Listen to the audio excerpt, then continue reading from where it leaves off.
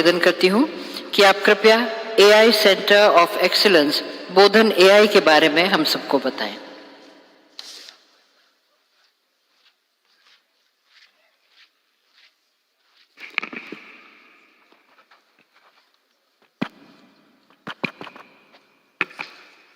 So friends, a very good afternoon. I am fully aware I am doing ALM, after lunch management. So we'll try to keep it as interesting as possible. As we had seen in the inaugural session, and many of you would have visited the exhibition, as a country, we have solutions, but there is also a need for us to put all these things together and what we may call it as a AI edu stack for the country, in which we bring the best of all practices, best of all tools, best of all research work that is happening, and all of them we would like to put together in a basket and see how we can reach in a very effective manner to all children who aspire to study. We must give them an opportunity to learn, to get access to this quality education. So 4 parameters are very clear in our mind. The education must be equitable, the education must be of quality, education must also be affordable. At the same time, the education must be in a form that is easily accessible to all. So, equitable, accessible, affordable, quality education for all. And these 4 parameters we have started looking at. And what you would have seen or you can see in the exhibition, we have several important interventions that could happen in the entire stack. We are looking at a tool, a personalized tutor for the child, which will be part of the ecosystem where the child studies, whatever the child attempts. It can be any form of any skill that the child is acquiring. By looking at some of the activities, can the tool actually prescribe some specific skill for the child? Can the tool itself come out with certain suggestions by which the child can quickly improve on some of the basic topics? So many things. So just for a child, there are infinite, dimensions in which we can think and provide assistance that could be AI driven. And this we need to do for every one of our several children who are part of our education system from K to research. The second important vertical that comes up today is teacher training, teacher assistance. How to basically bring in the best of the pedagogy to the schools at the rural of India and reach it to the poor of the poorest. I can give you some examples. When we went at IIT Madras, when we started the Vidya Shakti project, we had 5 centers in 2022. And around March 1st of 2022, we got a call from one of the rural centers, one of the 5 rural centers, that they don't have a biology teacher. But the 3 girls who called me, they said they wanted to pursue in biology. So we identified a teacher at Chennai, and that teacher educated these kids in biology in Tamil medium for just 45 days. April 15th to 20th, that range was their biology exam. And all these 3 children scored above 90 and got into a very good program. So this is the impact that you can bring in when you can bring in the correct pedagogy. So it is very, very important that we start addressing the teachers and see what is the most effective way of delivery and how to make and also assist the teacher to understand every child the teacher is teaching so that they could also make certain targeted training for each of these children. This is the second aspect. The third aspect is that for the parents, basically giving them a lot more of guidance on what the child can do, what is it capable of. And there are many, many things that we can look at. I think many of you would have looked at Tare Zameen Par, a movie where up to say around the age of 6, neither the parents nor the teacher could identify that the kid had autism. But then once they identify, the kid actually develops quite fast. So these are some things which fall through the crack. And so for the parents and also the teacher, we can give some very, very important statistics and other feel about the child to the parents. So there is one vertical essentially that we should work on to see how we communicate back to the parent about the skill and also about the different talent that the child is capable of acquiring and how should they shape the career of the kid. And the last one is, of course, we need to look at the vertical where we are looking at the administration. It can be the school administration, it can also be the government at large. Now we should have, it is more than a dashboard that we need to look at this point, where we are looking at in a particular school how the child is performing, and based on that, can the school have more infrastructure or should the teacher be trained? If the attendance is going low, is there some other social problems, etc.? So all these statistics from an administration point of view, at different levels, it can be at a very macro level, it can be at a district level, it can be at a school level, it can be at a class level, it can be at a section level, and break down into even subjects. I think that massive data mining and looking at some of the scenarios and patterns, this can really help us to launch schemes, devise policies, launch schemes, fund, and also give a lot more directions of how the whole quality of education can be improved. So friends, these 4 verticals are extremely important. And so what Professor Mitesh Kapra, one of our star faculty of IIT Madras, he is involved in AI and data science for several years now. He's a PhD from IIT Bombay.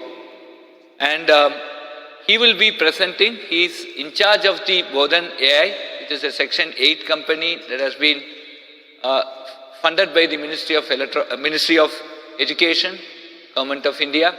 And he will be in charge of that, and he will be presenting Bodhan AI, what it is trying to do, how it is trying to address these verticals, and what are the important steps that we would be taking.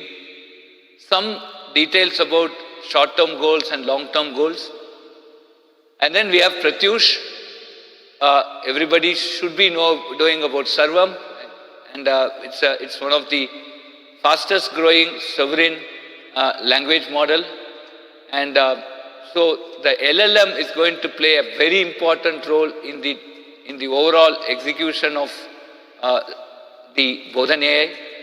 And so he will also speak about how Sarvam will be participating in this entire Bodhan AI journey, and also give you some inputs about how LLMs are important and the role of LLM in such type of venture. So now I invite Mitesh to come and present about Bodhan AI. Thank you.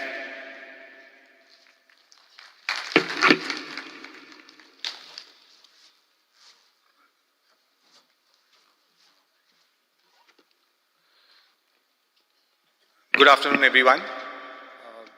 Honorable Mantri ji, respected delegates, teachers, academicians, students, colleagues. Welcome everyone. So I will be talking about this Center of Excellence for AI in Education, which is set up as Bodhan AI, right? So education has always been at the heart of India's aspirations.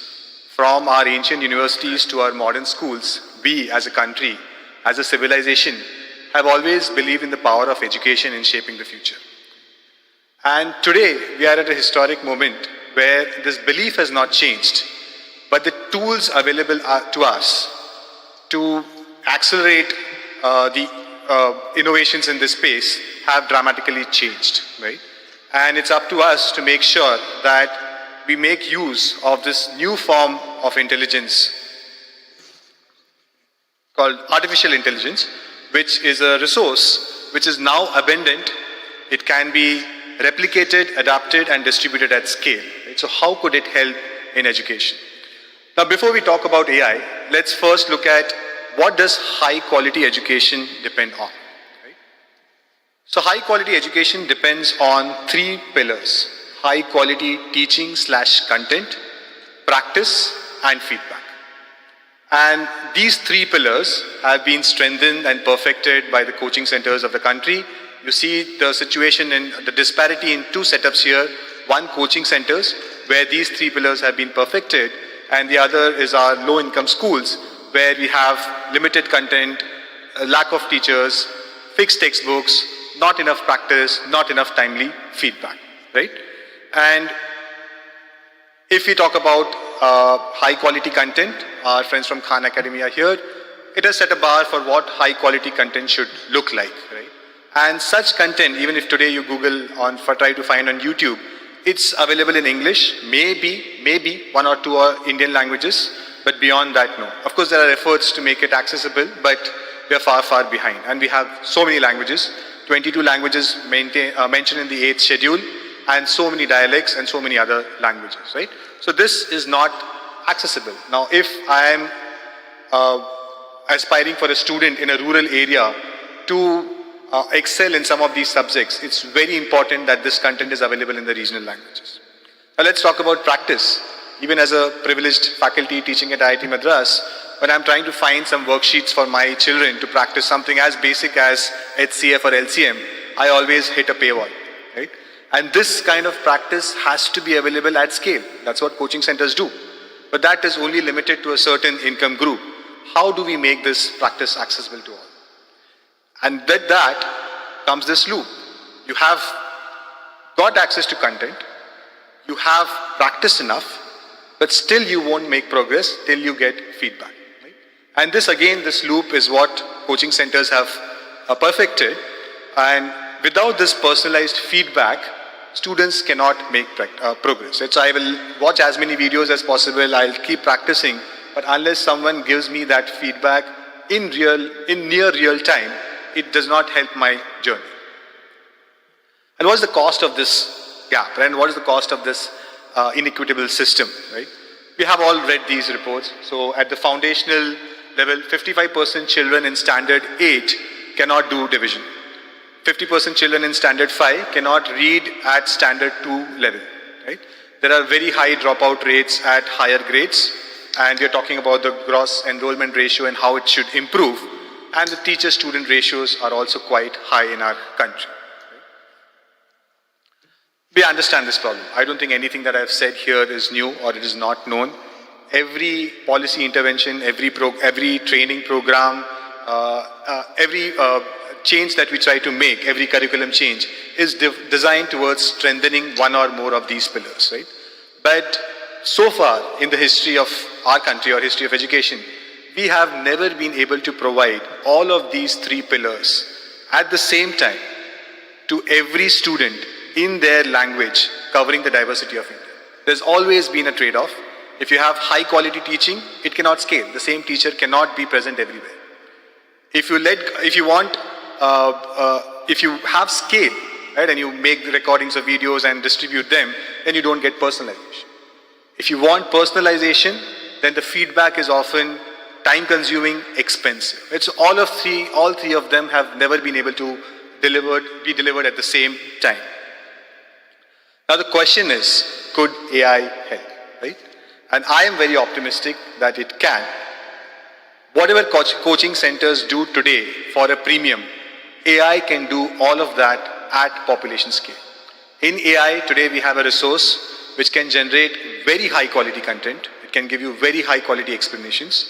It can give you infinite personalized practice. If you are struggling in HCF, LCM, integration, square roots, whatever is your pain point, I can generate tons of worksheets for you with the help of AI.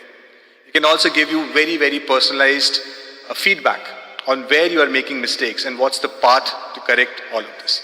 This can be done at scale because we now have this resource which has now become abundant, which is intelligence, which has always been scarce, it has been human, it has been expensive, but now it is artificial, it is abundant, it can be replicated, adapted and distributed.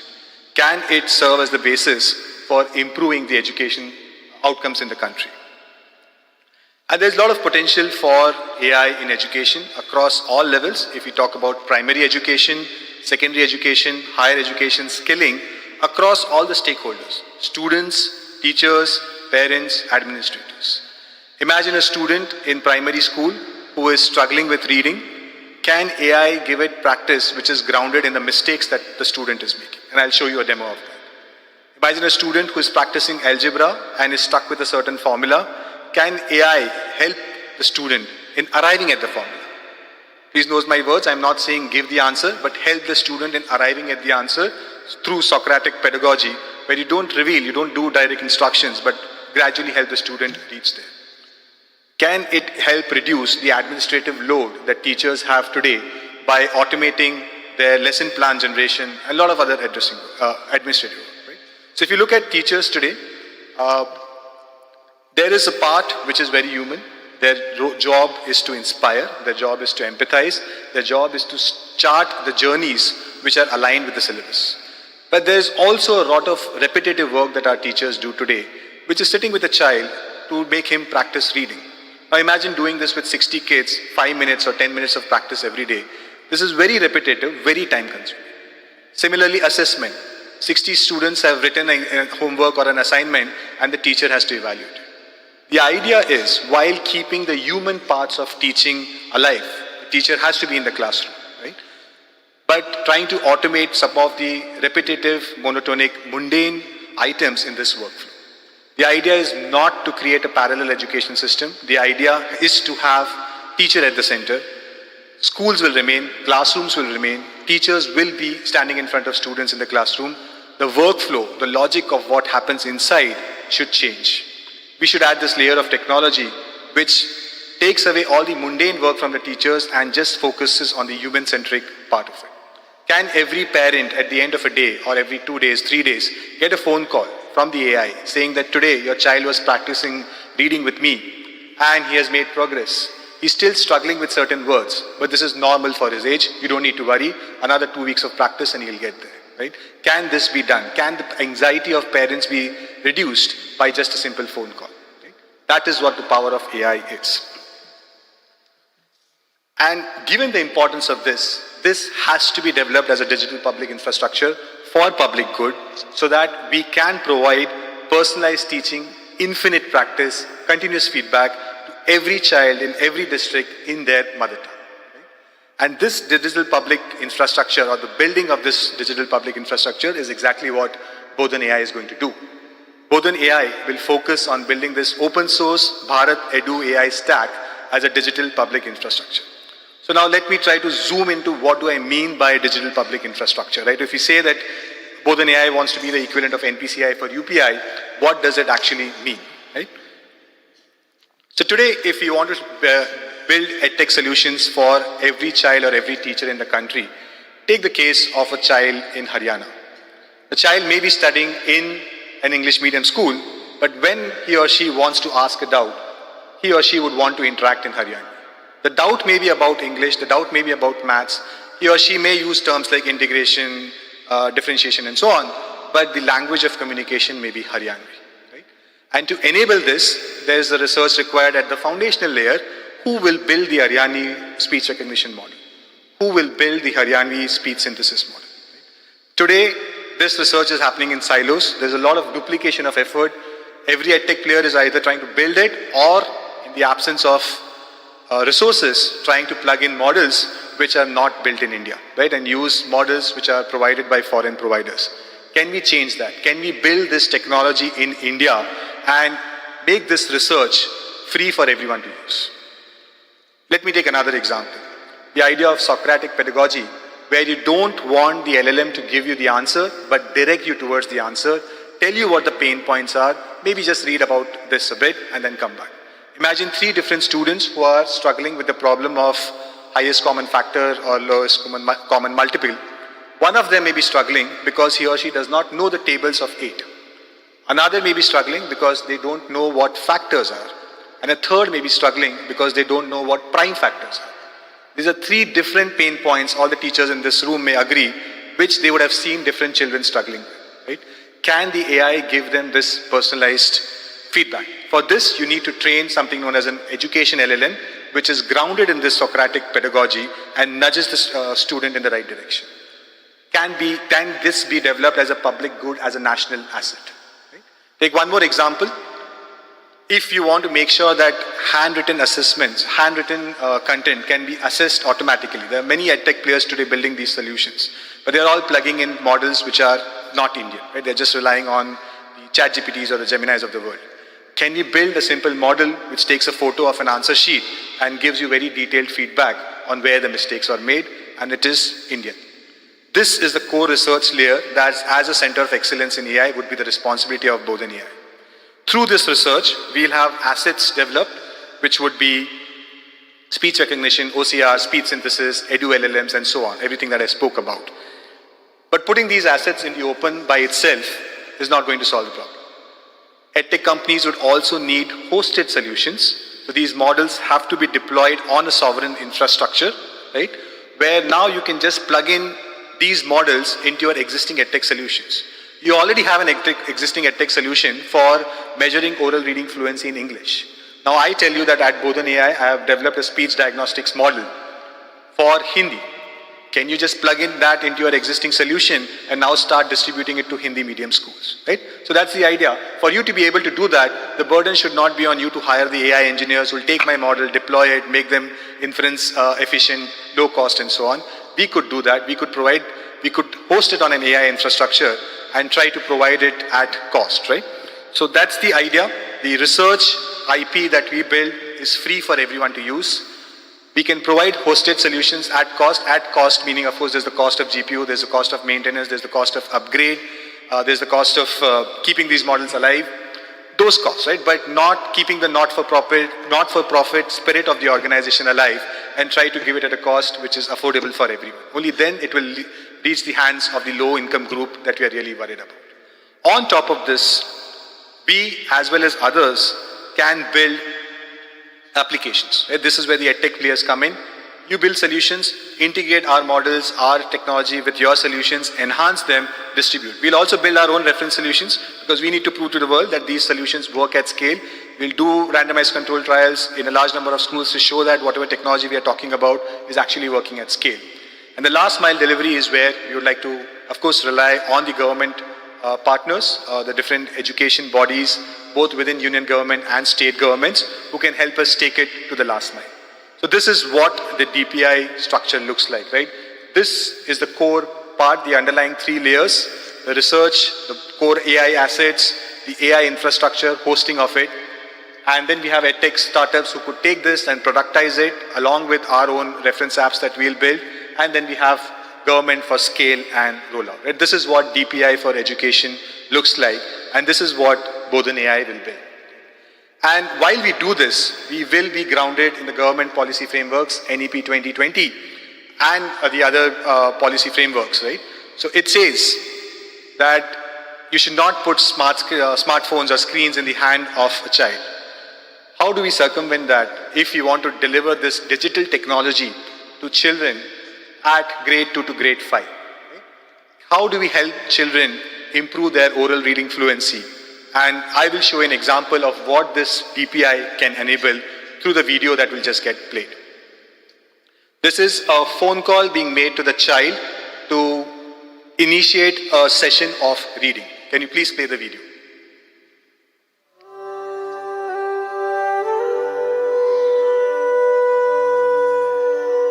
The child begins by reading aloud on a simple mobile phone. नमस्ते भैरव, आज आपके पढ़ने की practice का समय है। कृपया अपनी वीणा की किताब खोलें और पेज नंबर 9, अध्याय 2, न्याय की कुर्सी पर जाएं। बात इधर उधर फैलने लगी। लोग लड़के की अवश्य ही उस लड़के में कोई देवी शक्ति है। As soon as the recording ends, advanced audio processing starts automatically in the background. Our speech and diagnostics models analyze the child's reading across multiple dimensions of fluency. This includes correct words per minute, prosody, and fine-grained pronunciation errors. The prosody and fluency scores are computed in alignment with the reading benchmarks defined under Nipun Bharat. In this example, the child reads 34 correct words per minute with a prosody score of 7 out of 16. A detailed transcript is generated highlighting specific reading behaviors such as pauses, repetitions, stammering, and mispronunciations that the teacher can view instantly on a dashboard. स्वागत है। आप छात्र के बारे में कौन सी जानकारी जानना चाहेंगे? आज भैरव ने कैसा रीड किया? पढ़ने में सटीकता तो है, लेकिन बहुत रुक रुक कर पढ़ रहा है, इसलिए स्तर बुनियादी है। क्या आप मुझे बता सकते हैं भैरव ने कहाँ-कहाँ गलतियाँ की? उसे व और द अक्षरों में अंतर करने में परेशानी हो रही है। जैसे उसने देवी को वेव देवी पढ़ा, साथ ही लड़के में ड अक्षर बोलने में भी दिक्कत हुई। तो अब मैं उसकी कैसे मदद कर सकती हूँ? व और द अक्षरों के फ्लैश कार्ड का अभ्यास कराएं और ड जैसे मुश्किल अक्षरों पर ध्यान दें। क्या आप मुझे उसके कुछ एग्जाम्पल्स भेज सकते हैं? यहाँ कुछ वाक्य हैं। दादाजी दवा लेने गए, लड़के दौड़ते हैं, वह दीवार पर चढ़ गया, क्या और मदद चाहिए? These recommendations are compiled into a short, personalized worksheet that the teacher can use in the classroom the very next day. At the same time, simple practice suggestions can be sent directly to the parent via WhatsApp, grounded in the child's actual reading data. No screens for the child, just a simple voice-based reading experience. Deep diagnostics work quietly in the background, turning every reading into insight. Teachers and parents get clear guidance and ready actions, not raw data, and with the right support at the right time. Every child moves closer to confident reading. Thank you. Yeah, so that's the power of what we could build for every child in the country. So I'll leave you with that. Thank you.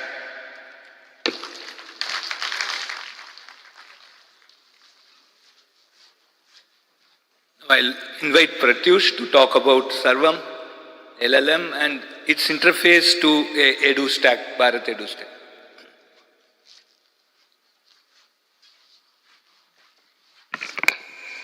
Honorable Shiksha Mantri, senior delegates from the government, colleagues, teachers, students, it's a great delight to be in an event like this. I'll just keep it super short. We'll just talk about 3 points. To start with the personal point, I think all of you are very passionately working in this area for a long period of time. You know that it is a super important problem, but it's also a super hard problem, right, to solve education with technology in the country. And I think today the launch of Bodhan AI is a great opportunity for us to take a very solid attempt at solving this problem. And the personal comment I wanted to make is, all things need a leader. I think in Mitesh, we have a leader who combines both the passion of technology and the compassion required to solve education. Right? So I'm very delighted that this very important national effort is starting off today under the support of the Shiksha Mantri, and with a leader like Mitesh, and Professor Kamakoti, Padma Shri Kamakoti is also deeply involved. So I'm very delighted that we are trying to solve this problem strongly with the right people involved. The second point I want to make is a bit of a global backdrop of what is happening in AI. All of you must be seeing the news. I don't know how much of it you are able to filter between the hype and the reality. But the reality is that AI is rapidly progressing, right? So even by the end of this calendar year, it would not be surprising if in top companies across the world, 100% of the programming would be done by AI, right? Programming meaning coding, right? This is a reality, right? It's not hype. And what this means for what the next year is, what this means for what the next year after that is, nobody knows, right? And that is scary, that is exciting, that is also challenging from a point of view of how we do various things across the board, including research, education, etc. And the scientific challenge there is, how do we get to a place where AI is building AI and there is a critical mass of self-improvement? While that is the challenge that is animating most of the world, I think in India, this challenge, which is that we have a population of 1.4 billion people who need to be productively, satisfactorily involved in life, is an important problem as well, right? So I see the dual to this problem of artificial general intelligence as one of, how do I make AI plus life sustainable? I mean, I don't say it philosophically, I say it very practically, that is the second big grand challenge. And I think the work that we are doing in education in India will set a global tone for how actually can you solve AI with life problems, right? Education is a very real life problem, very diverse. There are many of you who take different angles at this problem, look at it very differently. It is a super hard problem. We sometimes don't collaborate very well. We compete, we do various things repeatedly the same way. I think if we can, in this Bodhan AI effort, set a global benchmark of how AI plus life actually succeeds, I think that will be a grand challenge for whole of humanity. The third point I would like to make, and I'll keep it brief, is around sovereignty. Professor Kamakoti asked me to talk about sovereignty. Of course, it's a word that is thrown around a lot, partly because we have been forced to. The world has become very geopolitically tipsy. I think it is very important to realize that in the world, in the use of technology, which is going to become ever more important, we cannot be dependent, and eventually we have to become invulnerable, right? We have to go from independence to invulnerability, and that's a long journey. And in India, we have somehow done some things very well, and the inspiration, in fact, of Bodhan AI, also of India Stack, is a very important one. Srikanth is here. I think good stuff was done in building technology for population scale, but frankly speaking, we have lost many technology wars repeatedly. So there is no large platform, whether it is the social media, whether it is the content creation, whether it is now frontier models, that India is leading in, right? But it cannot be. It cannot be a country which is third largest economy, largest population, is nowhere in the map. I feel that to get to winning in technology in a sovereign way, we need ability to deploy this technology for real usage. And that is what the Aadhaar provided. Aadhaar showed that, or UPI, that you can actually build a technology which people will use, there is value, and that loop between usage and improvement of technology is sustainable.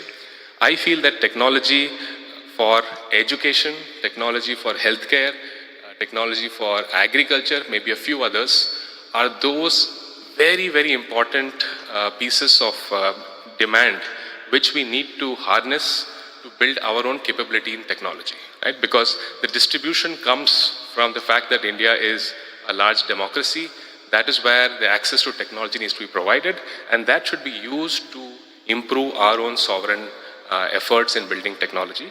At Sarvam, we are making small efforts to build models for Indian languages, models for general reasoning, math, coding, etc.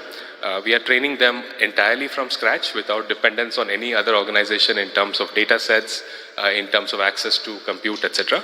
And we would be greatly benefited ourselves if we can contribute to the effort at Bodhan AI in terms of what we need to do in education. So I'll stop with that. I genuinely think this is a great moment where we can really define something important, and I genuinely hope that we collaborate and build something of large-scale importance in the country. Thank you. Namaskar.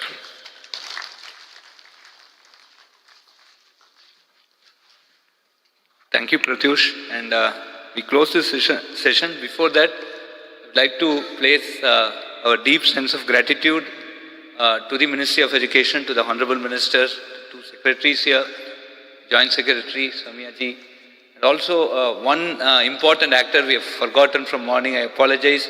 It is IIT Jammu who has been the project monitoring unit. And Manoj, please get up and a good round of applause to them. And Srikanth and Sanjeev, we are here, part of the Apex committee, headed by Sridhar Vembu. All of them have been supporting, and we are very happy that the incorporation has happened. And just as I was sitting here, we just got the news that income tax has given Section 12A accepted our application for that. So friends, it's a long journey, and it's not a single car which we can drive with a single driver. It's a temple car, Puri Jagannath Rath or Tanjavur Rath, that we need to pull. The whole city has to pull, the whole nation has to pull. So we take this opportunity to invite all of you in whatever capacity to please help us and let us give a great life and great education for our children, grandchildren and great-grandchildren. Thank you very much.